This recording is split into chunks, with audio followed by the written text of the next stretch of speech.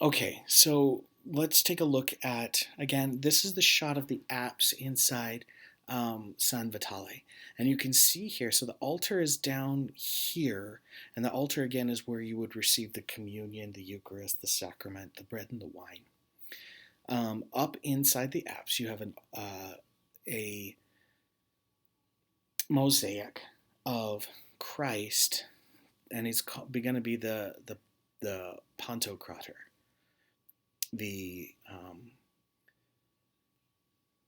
the glorious Christ in glory. Okay. Now the picture doesn't do it justice because you can't see the glint of gold, and in the clip that we're going to watch with Dr. James Fox, he's going to show you how they use gold and glass to create this sparkle of the mosaics. Now, I've never been to Italy, I've never been to San Vitale, but I have been to Paris. And in Paris, in the Hill of Montmartre, there is a church called the Church of the Sacré-Cœur. My French is terrible, sorry. The Church of the Sacred Heart of Jesus, up on the top of this hill. When you walk inside, and they didn't want you to take photographs, but when you walk inside, it is covered in gold mosaic. And it's overwhelming what it does to you. Because it shines and it reflects, but it sparkles and it glitters because it's all these fragmented little pieces of glass that are covered in gold, or you have gold reflected on the back, and it surrounds you. And it's the most remarkable, like I've never experienced anything like that before. And I imagine that's similar to this. Now down below, check out this right here at the sides of the apse. On the right hand of Jesus, there's going to be a mosaic of Justinian and his attendants. And on the left hand of Jesus, so on our right, his left, would be a mosaic of Theodora. All right. So San Vitale is going to be a martyrium. It's going to be a church built on top of where a saint was martyred. Again, plain exterior, but glorious interior. And it's going to serve as this outpost of the Byzantine world in the Roman Empire. So go ahead and give these clips a watch. Okay? Especially do not miss Dr. James Fox, the clip about San Vitale and his walk through that space. Now in San Vitale, like I've said, this is the Justinian mosaic. And you can see here, okay, here's Justinian. Now this particular image is not great because it looks like he's wearing black or gray robes. They're actually purple, and he's completely decked out in purple. Now, Justinian is going to be the head of the church as well as the empire. And he makes that very well known here. Because he has himself depicted with a halo. He's holy. This is called a fibula, his shoulder pin that's holding up his robes, and it is garnets and pearls, and you can see how enormous these pearls are. And again, he's just covered in purple. You can see the attendants, and the attendants are clergymen. This one's carrying a censer that burns incense. This one's holding a book. This one's holding a cross. Now this guy's the bishop. And you can see here that he's actually stepping out in front of, it's this weird optical trick where his feet are in front of, he's standing in front of Justinian, but if you look up at the top, he's standing behind. So it's this weird optical moment. Again, he is the bishop of Constantinople, or excuse me, Ravenna. But he has his name depicted to, I guess, kind of even the playing field here a little bit. because Justinian is completely the center of focus. The other attendants of the priests, and then the military, the soldiers. So he commands both church and state, and that's what he's very clearly showing here in this mosaic. You can see here on the shoulder of this priest, you see the interlocking squares again. Okay, I'm not making this stuff up. This is real. Now you see over here on the shield, it's called the key row. All right, the key row, and it's the beginning of the names of the key, which is the X, and the row are the first two letters, and iota, they're the first letters in the name of Christ in Greek. So X, and it looks like a P, and then I, and it starts to spell Christ in Greek. Now, the symbol here, the stylization of the letters, becomes a symbol for, it's called a Christogram, and it's just a shorthand for Christ, and they're going to have it emblazoned on their shield. And so if you've ever seen Christmas abbreviated with an X, so it's Xmas, that's not, it's often referred to as, oh, you're taking Christ out of Christmas, and that's a bad thing. No, actually, it's a throwback to a Christogram of the key row, where the X is the first letter in Christ in Greek. So the X actually does stand for Christ. So you're not taking Christ out of Christmas. It is actually just another way to say the exact same thing. Okay? So they use the symbol of Christ on their shields to protect them. Now check out how this is the classic example. They're flat. Look how they're flattened. They have no warm bodies underneath these tunics, under these robes. They're frontal, meaning they're not doing anything else. They're just looking at the front. They're frozen. There's no movement happening here. It's very, very quiet. They're floating. Do you see what I'm talking about? How there's no weight. They have no weight. They have no cast, no shadows. They're just got these tiny little dainty little feet. And it just looks like they're floating in space. Okay. And again, full of gold. And the gold is important because the Byzantines are not going to use blue for a sky. That's not going to happen again now until the Renaissance. That you're going to use gold because the gold means a heavenly place. All right? It's just exquisite. Now, what he's holding is the most important thing. And what he's holding is the container for the bread, for the communion bread.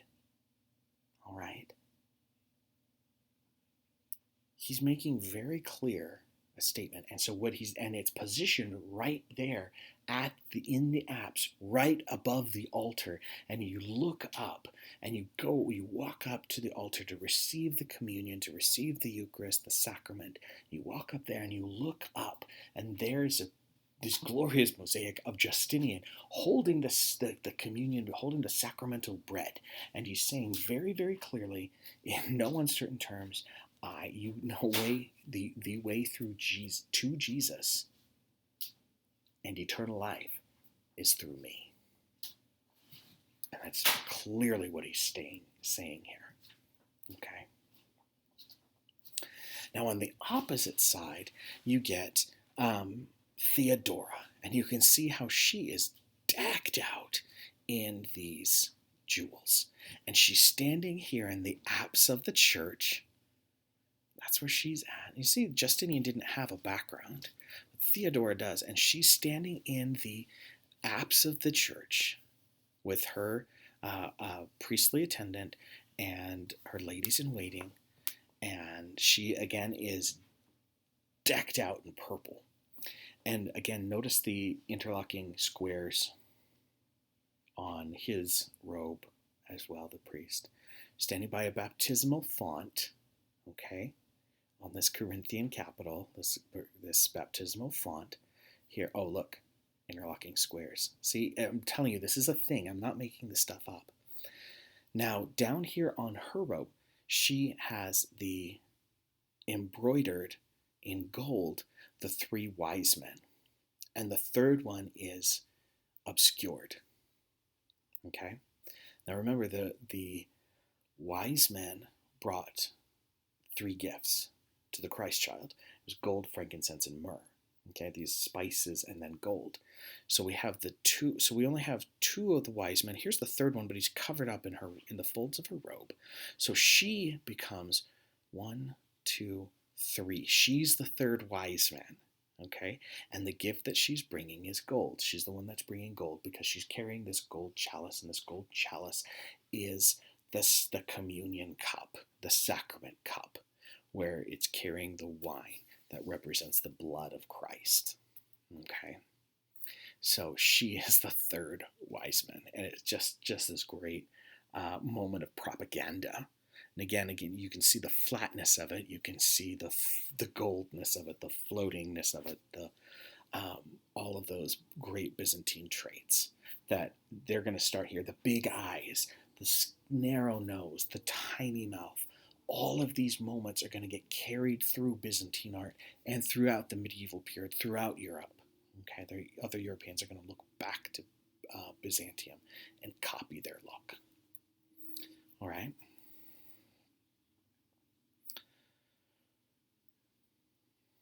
Which takes us here.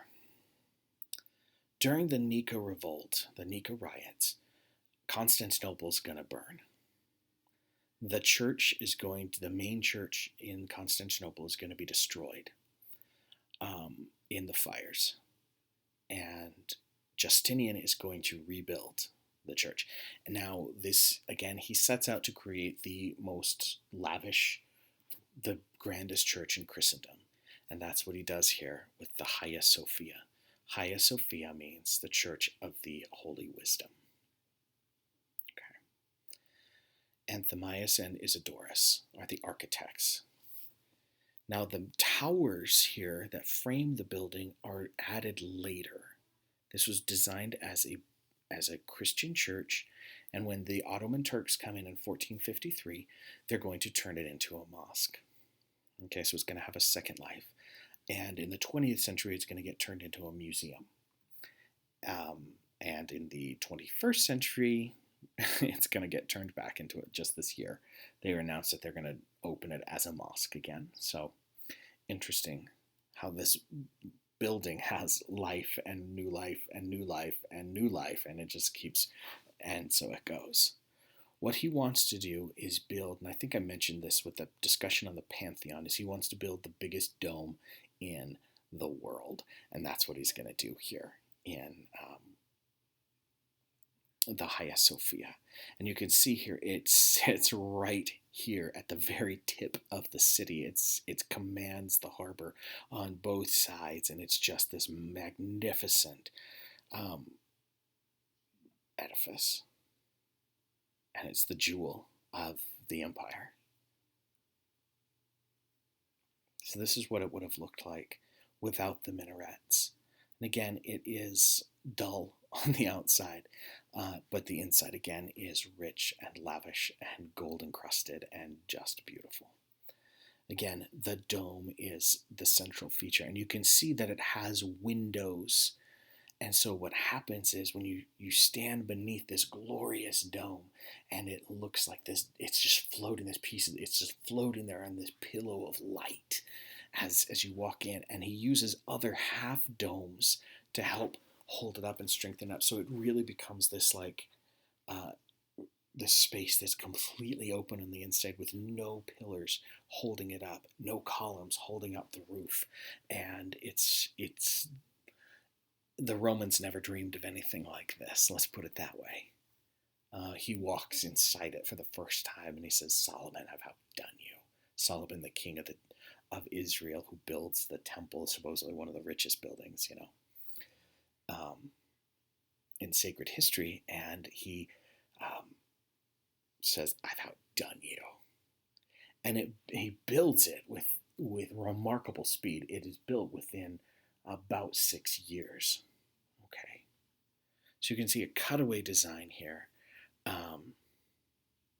We got the main dome, and it's held up by these other 2 half domes, which are then held up by more half domes. So it keeps extending this space like a fractal. Now, what they have to do, and what the Romans never figured out how to do, remember, when they built their dome in the Pantheon, it was on a circle, it was on a drum, and they just built it like up. Justinian wanted to build it on a square, axis mundi. Very intentionally building an axis mundi with a square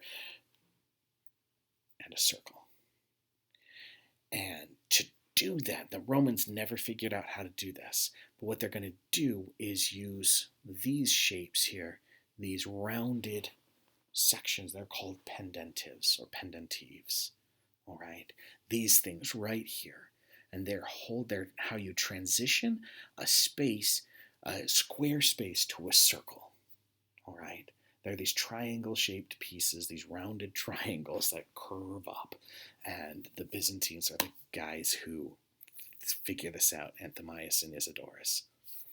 So here you can see on this inside shot, again, this dome is held up seemingly with nothing. It's just there. And again, it sits on this pillow of light. And you can see that there are these gorgeous mosaics. Now, the mosaics that are there are going to get covered up during the when the Ottoman Turks come in, because of the prohibition of the second commandment not to make graven images. Okay, and when it gets converted into a mosque, imagery like that of humans and deities is not allowed. So they get covered up, and they're going to be partially removed later on. You can see that they've got these large roundels with Arabic calligraphy, and those are going to be added again during the Ottoman period, and on the dome, again, calligraphy is going to be added in Arabic. Now you can see just from this shot, again, that he's going to use the richest materials that he has, that Ravenna is just the prototype for more spectacular things to come, which is the Hagia Sophia. So again, you get that square, the circle, the half dome, enlarging the space, helping to hold it up, and more half domes helping to open and just further open up this space. And it's this wonder of the world. Hagia Sophia is going to go on to inspire buildings throughout the world. And when we talk about Islam, we're going to see this whole design of mosques is going to be inspired by this building. It's so cool. Okay, so here we have the pendentive, right? Later mosques they're going to use the squinch. Okay, it's a way of it's another triangular shape. It's not quite like the pendentive. Okay, so here's a pendentive. There's just 4 of them as they move around. Hagia Sophia is going to use that.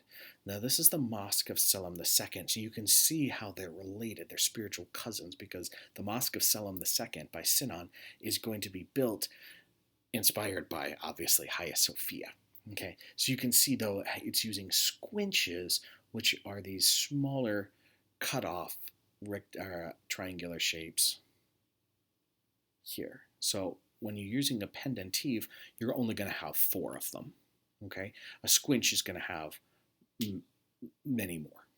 Okay, and there's 4 highlighted here in this diagram, but we can see here that there are many more than just 4. Okay, so pendentive, squinch, 2 different ways to help transition from a square base to a round dome. Go ahead and watch the clips below. Hagia Sophia, we could spend the entire course on the Hagia Sophia. There's not enough that I can say about this building. Okay, it was designed to be the centerpiece of Byzantine religious life. It was designed to be the axis mundi.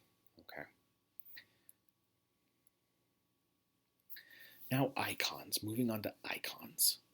Icons are going to be not, an icon is not an icon. The word we use, icon, on our computer screens, icon means image in Greek. Okay? And for the Byzantines, an icon is going to be a sacred image. It's going to be an image of Christ, of the Virgin, of the saints, all right, or prophets. And it's going to be it's portable. They're about this big. And it's going to be a portal to the heavenly realm. We have icons from as early as the 4th century, and famous icon designs are going to get copied and recopied and recopied. And some are going to be ascribed miraculous powers, and they're going to, miracles are going to be ascribed to them as well. They're going to become very, very important in Byzantine life, in Greek Orthodox life, okay? Here's some examples of very, very early mosaics. All right, now you can see that that Byzantine look of the flatness, the floating, the full of gold, the frontal, it carries through. And they're going to be abstracted. And they're going to be abstracted for the reason, again, the large eyes, the skinny nose, the almost non-existent mouth, the pointed, elongated, everything's stretched out and elongated. And they're going to do this very purposefully because, again, the second commandment says no graven images. So they're going to very purposely make them so that they don't look real, so you don't confuse them with reality. Okay, so that's how they get around, they skirt the second commandment. They're like, well, see, it's not real. It's not a real representation because obviously people don't look like this. So it's okay. All right. Now there's going to pop up this moment later on in Byzantine life when people are very offended. It becomes fashionable to not want to use icons because of the second commandment, no graven images. And so they destroy them in large numbers. And that's called iconoclasm. When they destroy, they break the images. Okay? And then they're going to be restored later, and they're going to be acceptable to use again. The thing is with an icon is you don't pray to it. You pray through it. It serves as a doorway, as a place to focus your mental energy, to focus your mind, and you pray through it it gives you something to focus on whilst you pray. But you're not supposed to pray to the physical object because that's not the point. All right, so go ahead and watch this TED-Ed about the abstraction used in sacred art and why they're doing it in medieval art, and how to make an icon. This is one of my favorite clips that we watch throughout the entire year. I love this clip. And it really has some really deep and personal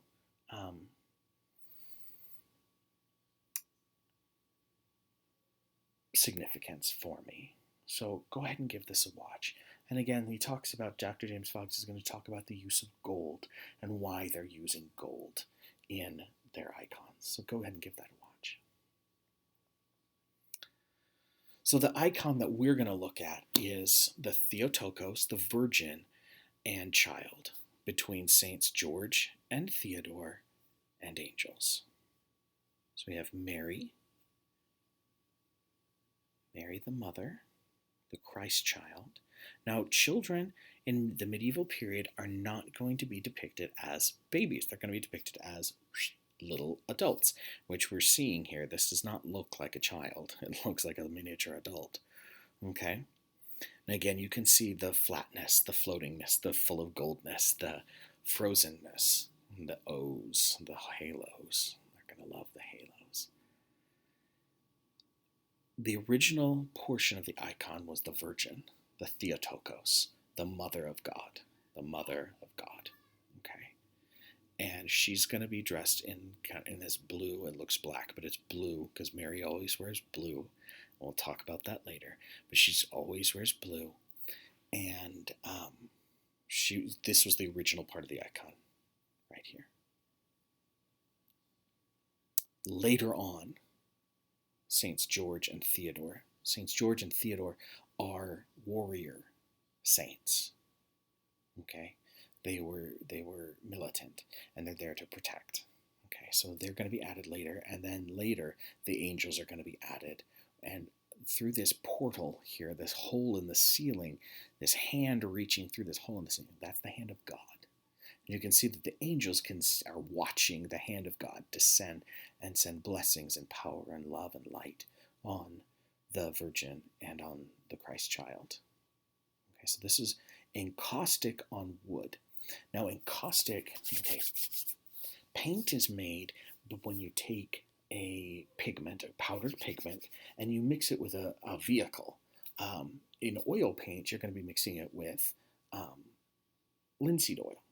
Okay, with watercolors, you're mixing it with gum arabic and water. Okay. When encaustic, you're taking your pigment and you're mixing it in with hot wax, and you're painting with it these hot while the wax is heated up, and it's not just with a brush. I mean, you're using other materials to create this, but it lasts forever, and that's kind of the point. Okay, because the until the wax melts, but it doesn't have to. Okay, so you can see as we look at this again. They are the stylized, the big eyes, the thin nose, the small mouth, the stretched out. You can see here on Theodore's shoulder, you can see there is the interlocking squares again. That's a thing. And you can see that they're holding their implements. Okay. And you can see that they are not really engaging with us. Mary, the Christ child, they're looking off to the side. They're not looking at you. They're not casting their eyes at you. All right. And that is the icon that we're going to look at. And it was placed on Mount Sinai in the monastery of St. Catherine in Egypt. And that's where this was housed. Okay. And those are the pieces. Those are our Byzantine pieces. AP loves to ask questions about the Byzantine Empire, so I sure hope you paid attention. Hope you took your notes. And just for fun, now you know that in 1453, the Ottoman Turks are going to come in and they're going to rename the city. They're going to conquer Constantinople and rename it Istanbul. And just so for fun, I've added the music video here that I grew up with when I was your age or younger even, and for Istanbul, not Constantinople.